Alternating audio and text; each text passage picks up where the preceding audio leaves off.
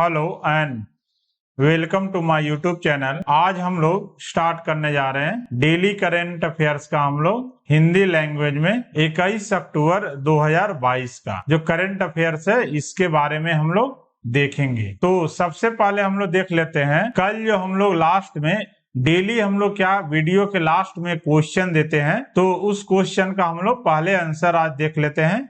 इसके बाद हम लोग करंट अफेयर्स स्टार्ट करेंगे। तो जो चिप्स होता है, चिप्स का पैकेट, जो चिप्स का पैकेट होता है उसमें कौन सी गैस भरी जाती है? ऑप्शन ए है ऑक्सीजन, ऑप्शन बी है नाइट्रोजन, ऑप्शन सी है हाइड्रोजन, ऑप्शन डी है आर्गन।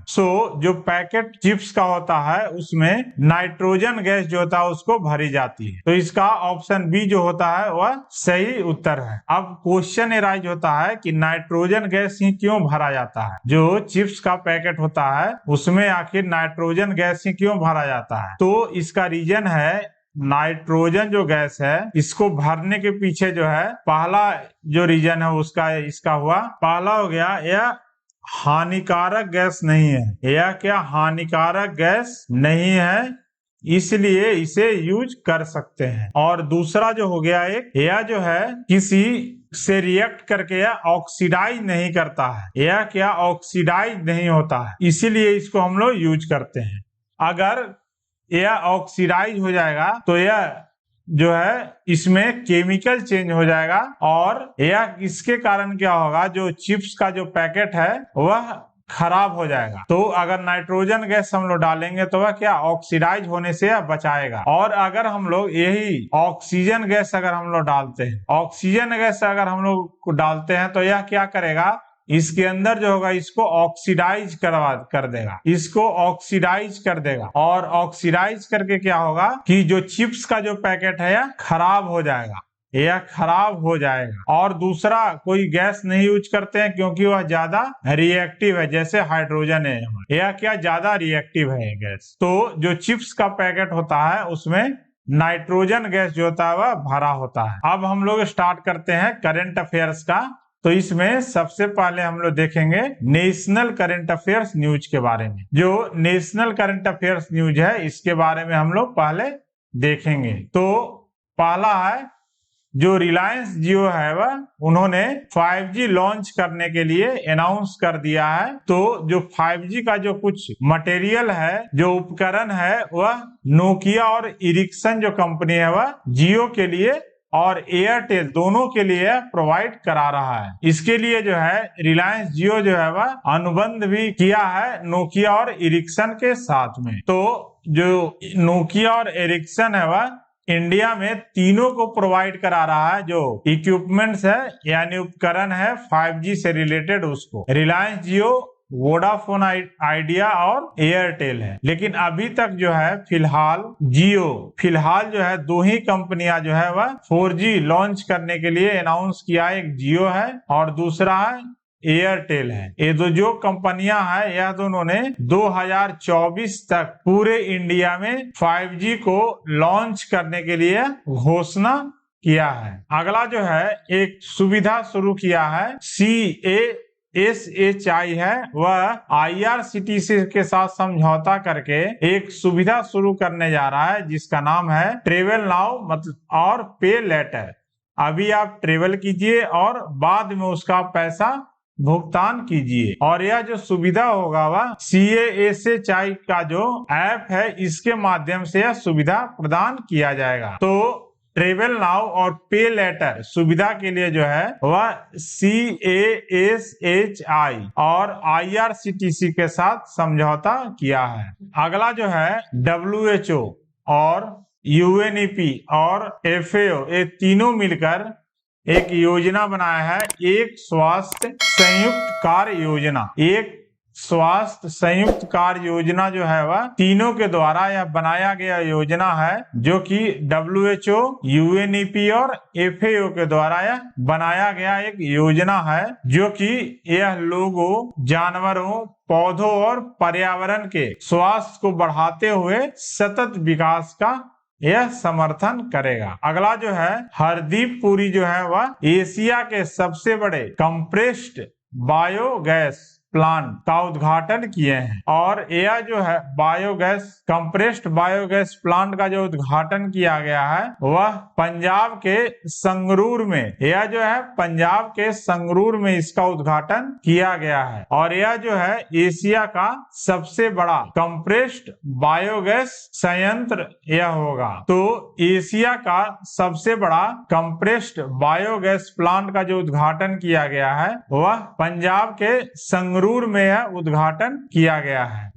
अगला जो है गूगल जो है वह डिजिटल लर्निंग, क्या डिजिटल लर्निंग को बढ़ावा देने के लिए जो है असम सरकार के साथ साझेदारी किया है। और जो असम सरकार है वह अपने राज्य में डिजिटल वृद्धि और विकास को बढ़ावा देने के लिए जो है वह गूगल के साथ एक समझौते ज्ञापन पर हस्ताक्षर किए हैं। और इसमें जो है गूगल जो है वह इंटरनेट विस्मयकारी बनो के कार्यक्रम से जो है स्कूल बच्चों को ऑनलाइन सुरक्षा, डिजिटल नागरिकता के मूल सिद्धांतों को बढ़ावा देने का यह काम करेगा। और यह जो असम सरकार का जो कौशल रोजगार उद्यमिता विभाग है उसके साथ जो गूगल है वह डिजिटल लर्निंग को बढ़ावा देगा, जिसके साथ क्या होगा कि जो स्कूल में बच्चे हैं वह भी इस सुविधा का लाभ उठा पाएंगे।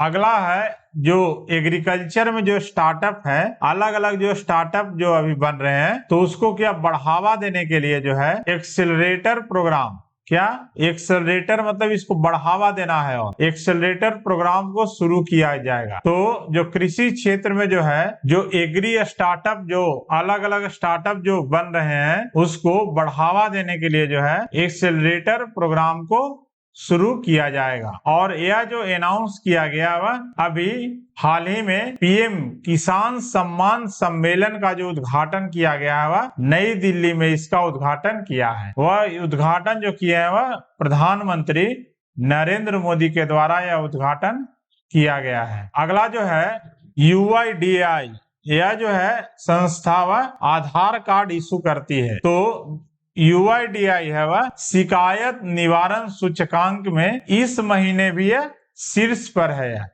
इस महीने भी क्या है, शीर्ष पर है। यानी कि जो शिकायत जो किया जाता है उसको जो भी पब्लिक से रिलेटेड जो भी शिकायतें हैं तो उन जन शिकायतों को समाधान करने के लिए जो UIDAI है वह लगातार दूसरे महीने इस शिकायत निवारण सूचकांक में शीर्ष पर रहा है।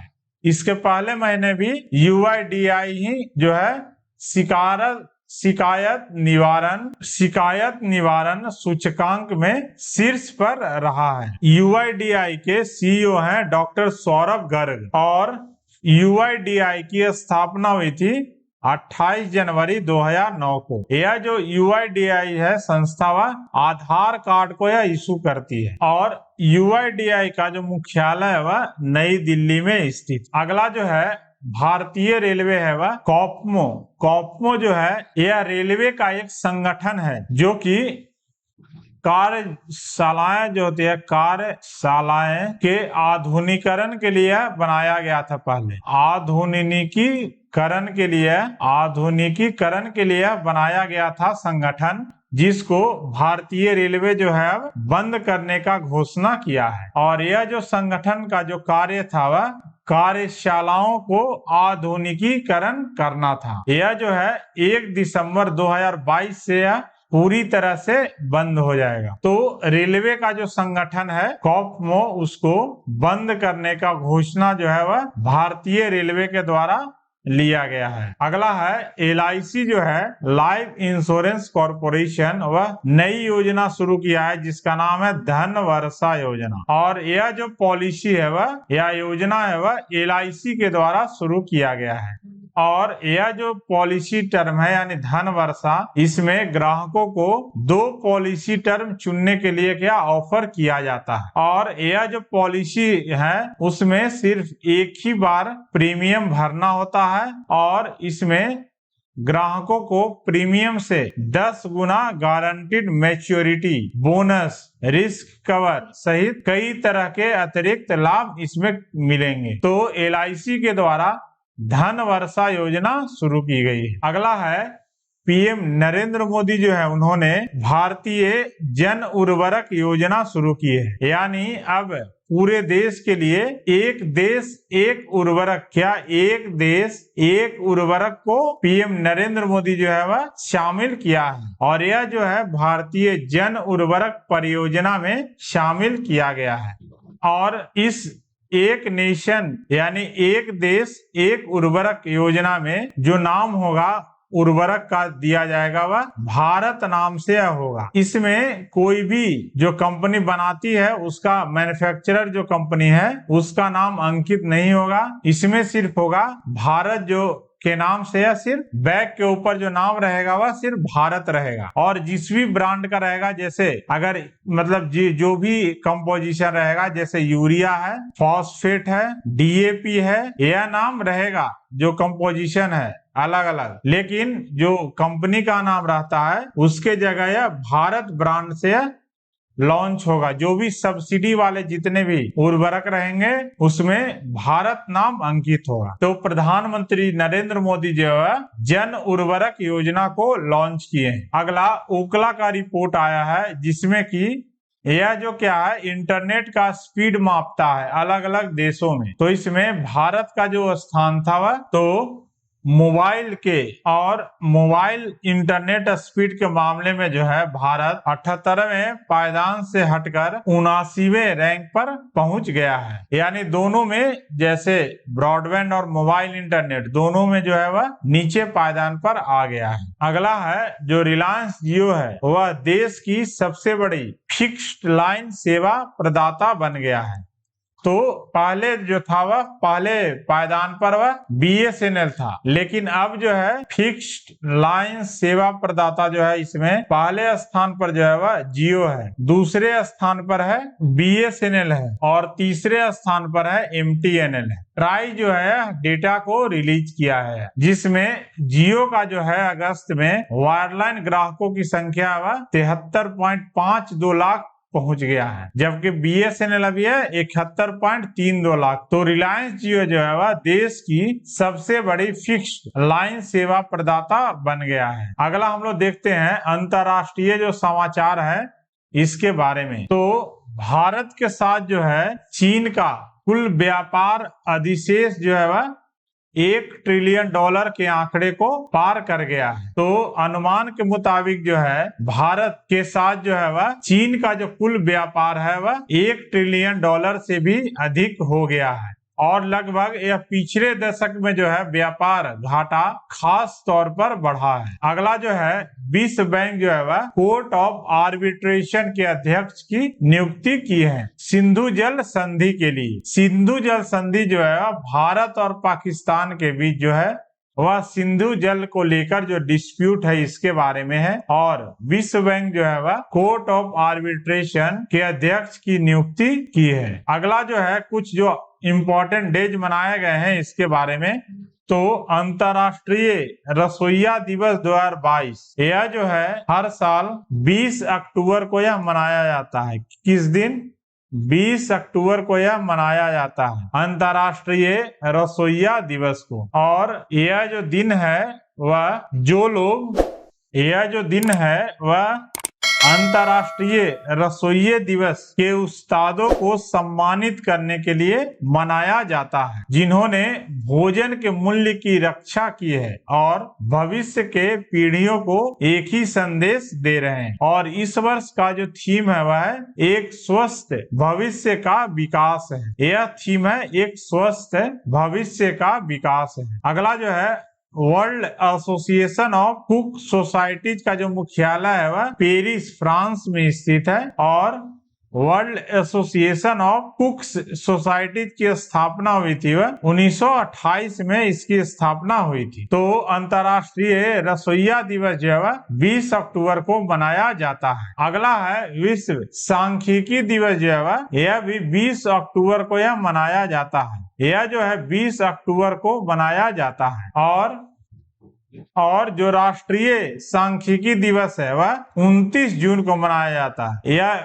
डिफरेंस आप देख लीजिए, विश्व सांख्यिकी दिवस है 20 अक्टूबर को, और भारतीय यानी भारत की राष्ट्रीय सांख्यिकी दिवस जो है वह 29 जून को यह मनाया जाता है। और यह जो दिन है वह विश्व के सामाजिक आर्थिक विकास के आंकड़े में योगदान का जश्न मनाने के दिन के तौर पर विश्व सांख्यिकी दिवस को मनाया जाता है। और यह जो है हर 5 वर्ष में मनाया जाता है, और पहली बार जो है 20 अक्टूबर 2010 को यह मनाया गया था। और 2022 का जो विषय है वह सतत विकास के लिए डेटा है। सतत विकास के लिए डेटा है, यह 2022 सांख्यिकी दिवस का विषय है। अगला है विश्व ऑस्टियोपोरोसिस दिवस। यह जो है 20 अक्टूबर को मनाया जाता है। यह जो है 20 अक्टूबर को मनाया जाता है विश्व ऑस्टियोपोरोसिस दिवस। और यह जो दिन है वह हड्डियों में फ्रैक्चर को रोकने और उनके इलाज के बारे में लोगों में जागरूकता बढ़ाने के लिए किया जाता है। यह नाम से क्लियर है, ऑस्टियो मतलब होता है बोन से रिलेटेड, यानी हड्डी से रिलेटेड है।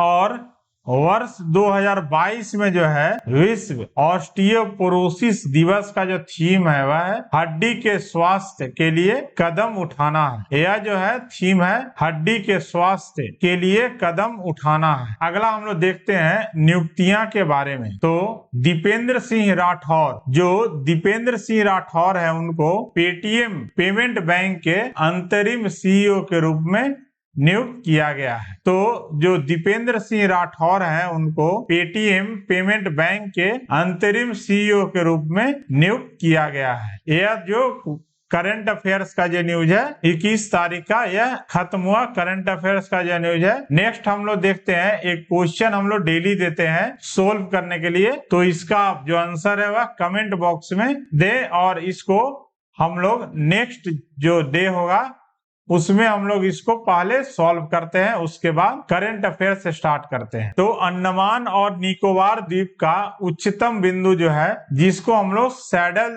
चोटी कहते हैं, इसको क्या कहते हैं? सैडल चोटी। तो यह द्वीप के निम्नलिखित किस भाग में स्थित है? इसका ऑप्शन है उत्तरी अंडमान में स्थित है, मध्य अंडमान में स्थित है, दक्षिण अंडमान में स्थित है, या लिटिल अंडमान में स्थित है। तो इसका जो उत्तर है आप कमेंट बॉक्स में इस उत्तर को दें। कल हम लोग इस उत्तर को, यह जो क्वेश्चन है इसका आंसर को हम लोग डिस्कस करेंगे। So thanks for watching my video. अगर आप नए हैं इस YouTube पर, पहली बार वीडियो देख रहे हैं, तो प्लीज इसको लाइक करें, शेयर करें और सब्सक्राइब करें, ताकि आपको वीडियो अपलोड होने के समय नोटिफिकेशन मिल जाया करे।